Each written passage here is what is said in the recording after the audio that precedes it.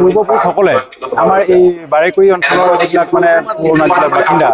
মৰাণ জনগোষ্ঠীয় যিসকল লোক আছিলে তেখেতসকলে আমাৰ এই অঞ্চলটোত মানে যিবিলাক বনৰীয়া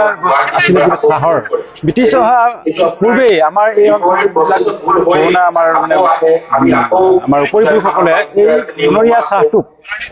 ঔষধি হিচাপে মানে চাহ পানী হিচাপে খাইছিলে পাছলৈ এইটো মানে চাহ পানী হিচাপে পৰিচিত হৈছে কিন্তু ঔষধি হিচাপে আমাৰ এই অঞ্চলৰ মানুহখিনিয়ে এইটো এতিয়া পানী লগা জ্বৰ কাহ গাৰ বিষ এনেকৈ হ'লে এই চাহপাতটোক মানে সিহঁতে ঔষধি হিচাপে ব্যৱহাৰ কৰিছিলে আৰু যেতিয়া পিছলৈ মানে আমাৰ ব্ৰিটিছ যেতিয়া আহিলে তেতিয়া এই তেখেতসকলে চিনাক্ত কৰিলে যে এইটো এটা চাহ হয় তেখেতসকলে মিলালে চাহপাত চিনি পালে তেতিয়া এইটো মানে চাহ হিচাপে মানে পৰিচিত হ'ল আৰু আমাৰ এই মানুহখিনি মানে কি হ'ল এইটো মানে খেতি পথাৰ কৰা মানুহ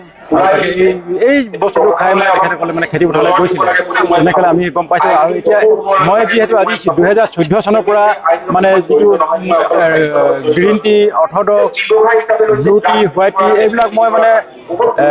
বনাই আহিছোঁ আৰু তাৰ লগতে মই বহুত অন্যান্য ধৰণৰ মানে চৰকাৰী অনুষ্ঠান প্ৰতিষ্ঠানত আমাৰ যিটো মানে আমাৰ টি ৰিচাৰ্চ চেণ্টাৰ টুকলাই আৰু আমাৰ অসম এগ্ৰিকালচাৰ ইউনিভাৰ্চিটি যোৰহাট আৰু তাতো মই মানে ট্ৰেইনিং কৰিছোঁ তাত যেতিয়া বিশেষজ্ঞসকলৰ পৰা গম পালোঁ যে খিলাং চাহ এটা মৰাণ জনগোষ্ঠীয় মানে এটা হেৰি হয় আৰু এইটো মানে এটা মানে আমাৰ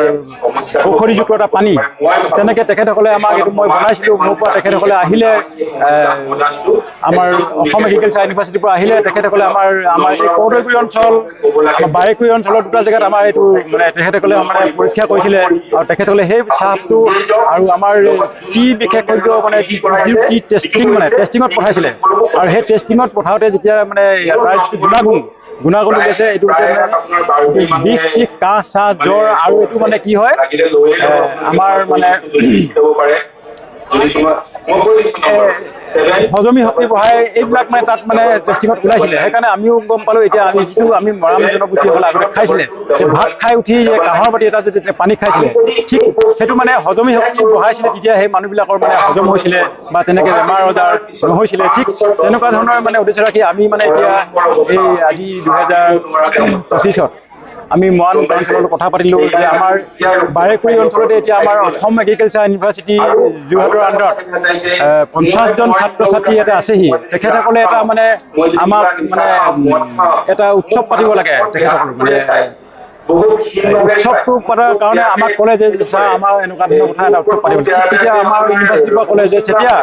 যে আপোনালোকে যদি এটা কাম কৰিব পাৰে খিলাং উৎসৱটো পাতিব পাৰে তেতিয়া আপোনালোকে এইটো সুযোগতে ঠিক তেনেধৰণে আজি আলোচনা কৰি আমি এই খিলাং উৎসৱটো আয়োজন কৰিছোঁ আৰু যথেষ্ট ৰাইজে আঁকোৱালি লৈছে আৰু যিমানটো ভাবোঁ আমি এই যিটো বাৰেকুৰি যিটো মানে অঞ্চলৰ পৰাই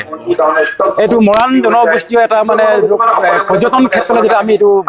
বাণিজ্যিকৰণ কৰিব পাৰোঁ ভৱিষ্যতলৈ যাতে এই মৰাণ জনগোষ্ঠীয় যিটো মানে আমাৰ খিলাং চাহ আৰু পৰ্যটন ক্ষেত্ৰখন যাতে আমি আৰু উন্নতি কৰিব পাৰোঁ আৰু বাণিজ্যিক ক্ষেত্ৰখন যাতে আমাৰ এই মৰাণ জাতীয় যিটো খিলাং চাহ এইটো যাতে দেশ বিদেশত যাতে আমাৰ এই খিলাং চাহটো মানে ভৰি পৰে আৰু যথেষ্ট মানে বাজেট সমাদৰ পাব বুলি আমি আশা কৰিছোঁ।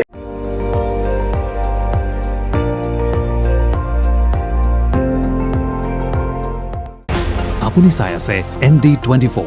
সৰ্বশ্ৰেষ্ঠ নহয় সৰ্বোত্তমৰ দৌৰ।